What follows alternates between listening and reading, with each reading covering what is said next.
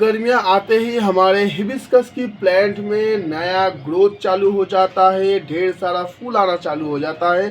साथ ही हमारा हिबिस्कस का प्लांट पहले से ज़्यादा हरा भरा होना भी शुरू हो जाता है। लेकिन गर्मियां आने के साथ ही इसका कुछ फॉल्ट भी नज़र आना शुरू होता है। यानी कि गर्मियां आने के साथ ही साथ आप लोग ध्यान देंगे कि आपके हिबिस्कस की प्लांट में नया पत्तियां भी पीली पड़ जाता है, फूलों का साइज छोटा हो जाता है, यहाँ तक कि आपका प्लांट भी ग्रोथ बहुत ज़्यादा अच्छी तरह से नहीं ले पाता है। दोस्तों, इसका कुछ रीज़न होता है, तो इस सब चीज़ों से आप अपने पौधों को किस तरह से बचा सकते हैं, उन सभी पर आज का ये वीडियो है। तो चलिए दोस्तों, ज़्यादा देर ना करते हुए वीडियो को शुरू करते हैं। लेकिन उससे पहले अगर आप में से कोई भी मेरे चैनल पर नए हैं तो जल्दी से जाइए, सब्सक्राइब कर लीजिए और पास में रहे बेल आइकॉन को दबाकर ऑल पर क्लिक कर दीजिए, ताकि मेरे दिए हुए हर एक वीडियो का नोटिफिकेशन आप तक पहुंचे सबसे पहले। अगर आज की इस वीडियो से आपको कुछ भी जानने या सीखने को मिला तो एक लाइक करके ज़रूर जाइएगा दोस्तों। तो चलिए दोस्तों, वीडियो को शुरू करते हैं।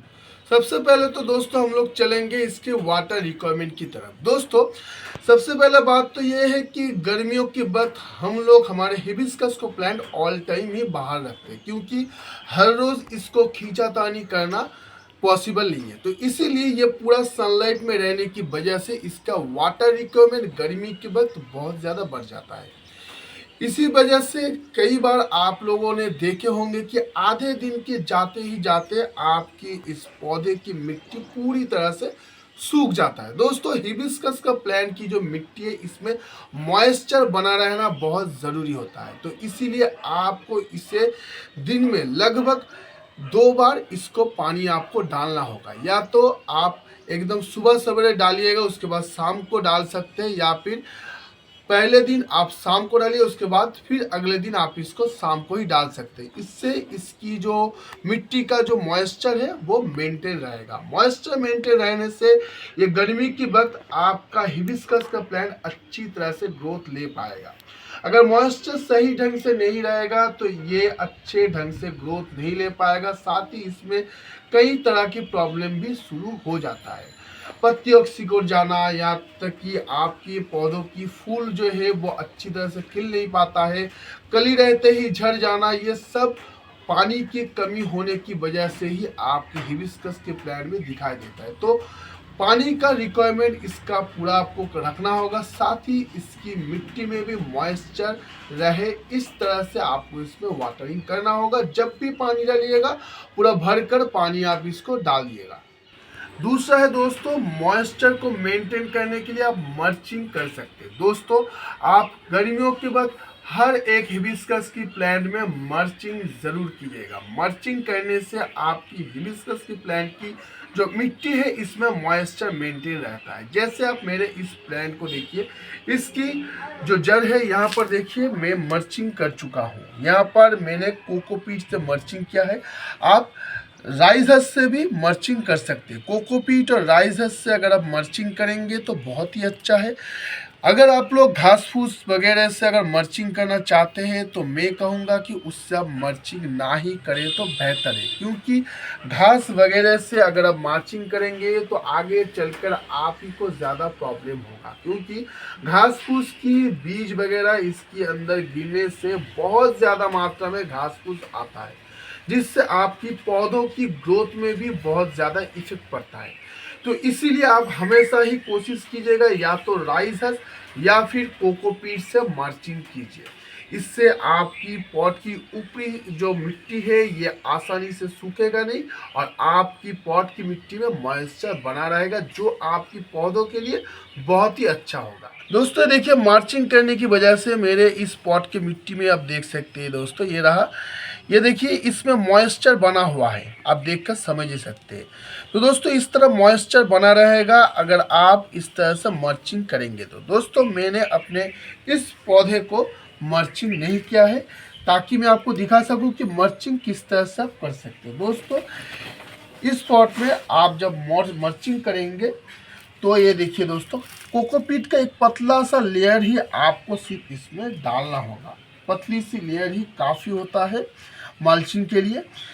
पतली सी लेयर डालेंगे तो इसमें मॉइस्चर बना रहेगा, साथ ही इसके ऊपर की जो मिट्टी है ये आसानी से सूखेगा नहीं, इससे आपका पौधा भी एकदम स्वस्थ रहेगा। दोस्तों सिर्फ यही करना ज़रूरी नहीं है, इसके साथ आपको कुछ फर्टिलाइज़र वगैरह भी इसको देना पड़ेगा। तो दोस्तों इसके लिए आपको एक मिक्स्ड फर्टिलाइज़र देना होगा जो लिक्विड होगा, एक लिक्विड मिक्स्ड फर्टिलाइज़र। आप इसको अगर 15 दिन के बाद अगर देंगे तो आपकी पौधों में अच्छी तरह से फूल आएगा, फूलों की साइज़ बड़ा होगा, इसकी पत्तियाँ पीलिया होकर गिर नहीं जाएगा, साथ ही इसकी जो कली गिर जाता है, छोटी से कली, जैसे देखिए ये जो कली है इतनी सी छोटी सी कली भी आप नज़र देंगे आपके पौधों में तो आप देख सकते हैं कि इतने छोटे छोटे कलियां भी पीला होकर गिर जाता है।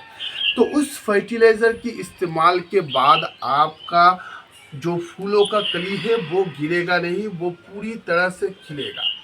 तो चलिए दोस्तों अब हम आपको दिखाएंगे कि आप कौन सा लिक्विड मिक्स्ड फर्टिलाइज़र तैयार करेंगे अपने पौधे के लिए। उसी के साथ ऑल्टरनेटिव तरीके से आप और कौन सा फर्टिलाइज़र भी दे सकते हैं वो भी मैं आपको बताऊंगा। तो चलिए दोस्तों पहले हम फर्टिलाइज़र बनाने के लिए सारे इंग्रेडिएंट्स ले लेते हैं। दोस्तों मैं यहाँ पर 1 लीटर पानी में इसको तैयार करके दिखा रहा हूँ।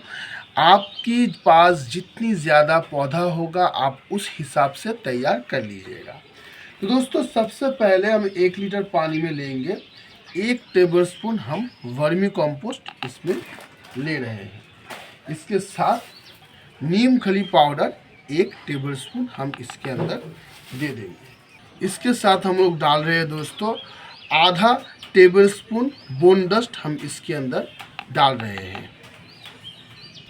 इसके साथ देंगे दोस्तों हम पोटेशियम 2 टीस्पून हम लोग इसके साथ पोटेशियम मिला लेंगे। अब दोस्तों अच्छी तरह से हम इसको मिला लेते हैं। ये जो फर्टिलाइज़र मैं आपको दिखा रहा हूँ इसको देने से आपकी पौधे की मिट्टी ठंडा रहेगा, साथ ही आपके पॉट की मिट्टी में कई तरह के इंग्रेडिएंट्स जो है आपके पौधों के लिए वो भी अच्छी तरह से आपके पौधों को मिलता रहेगा। दोस्तों इसमें मैंने जो भी चीज़ दिया है वो सभी आपके पौधों के लिए अच्छा है, साथ ही जो वर्मी कंपोस्ट वगैरह मैंने दिया है उससे आपकी पौधे की मिट्टी ठंडा रहेगा जो आपके पौधों के लिए बहुत ही अच्छा होगा। तो अब चलते हैं कि आप ये जो फर्टिलाइज़र है ये कितनी मात्रा में आप डालेंगे, क्योंकि बहुत ज़्यादा मात्रा में डालना भी आपके पौधों के लिए अच्छा नहीं होगा। तो इसीलिए आपके पास अगर इस तरह के 8 इंच के पॉट में अगर आपका हिबिस्कस का प्लांट है तो आप उसके लिए 150 ml तक आप ये फर्टिलाइज़र डाल सकते हैं। बहुत ज़्यादा डालिएगा मत, 150 ml तक ही आप डाल सकते हैं इसमें। इसको इस तरह से चारों तरफ से डाल दीजिएगा और हर 15 दिन में एक बार आप इस फर्टिलाइज़र को दीजिएगा। देखिएगा कि आपके पौधों की जो फूल वगैरह है उसका आकार भी पहले से मुकाबले अच्छी तरह से ग्रो हो चुका है। इसी के साथ दोस्तों अगर आपके पौधा अगर 6 इंच में है तो आप 100 ml तक डाल सकते हैं, और अगर इससे बड़े आकार में है यानी कि अगर वो 20 इंच का अगर पॉट होगा जिसमें आपका हिबिस्कस का प्लांट है तो आप उसमें लगभग 500 ml तक डाल सकते हैं। अब दोस्तों चलते हैं कि आप इसको ऑल्टरनेटिव तरीके से और कौन सा फर्टिलाइज़र आप दे सकते हैं, यानी कि ये आप 15 दिन में एक बार दे रहे हैं और इसके साथ आप और एक फर्टिलाइज़र डाल सकते हैं, वो है एलोवेरा से बना हुआ लिक्विड फर्टिलाइज़र। इससे पहले भी मैंने आप सबके साथ एलोवेरा का फर्टिलाइज़र शेयर किया है कि आप किस तरह से तैयार करेंगे उससे, उसके साथ कौन कौन से इंग्रेडिएंट्स और ऐड करेंगे ताकि आपके पौधों के लिए वो अच्छा हो। तो आप वही एलोवेरा का फर्टिलाइज़र 15 दिन के बाद आप इसमें दे सकते हैं, यानी कि एक हफ्ते अगर आपको ये फर्टिलाइज़र देना होता है तो अगला हफ्ता आप इससे एलोवेरा का फर्टिलाइज़र देंगे। इससे आप देखिएगा कि आपके पौधों में फंगस हमला घट चुका है, कीड़े मकोड़ों का हमला घट चुका है, साथ ही इसकी जो ग्रोथ है वो बहुत ही अच्छा हो चुका है। इसमें जो कलियाँ छोटे आकार में ही पीला होकर गिर जाता है वो कलियाँ झड़ना बंद हो जाएगा, फूलों का आकार ठीक हो जाएगा, फूलों का साइज छोटा नहीं रहेगा, बहुत ही अच्छी तरह से वो ग्रोथ लेगा और आकार में भी बड़ा आपको मिलेगा। साथ ही पूरा पूरा प्लांट भरकर आपको फूल देखने को मिलेगा। साथ ही देख ही सकते हैं दोस्तों आप मेरे इस पौधों को, इनमें हर एक ब्रांच में आपको कलियां नजर आएगा, हर एक ब्रांच में कलिए भर जाएगा। तो दोस्तों मैं जिस तरह से आपको कहा हूँ इसी तरह से पूरा गर्मी भर अगर आप अपने हिबिस्कस की पौधों को ध्यान रखेंगे तो पूरा गर्मी भर भरपूर फूल आपको मिलता रहेगा। साथ ही आपका हिबिस्कस का प्लांट भी बहुत ही अच्छी तरह से ग्रोथ लेता रहेगा। तो दोस्तों आज के वीडियो में बस यहीं तक, मिलेंगे हम फिर दोस्तों अगली वीडियो में। तब तक के लिए देखते रहिएगा दोस्तों गार्डन वाले HD के बाकी वीडियोस को। चलता हूँ दोस्तों।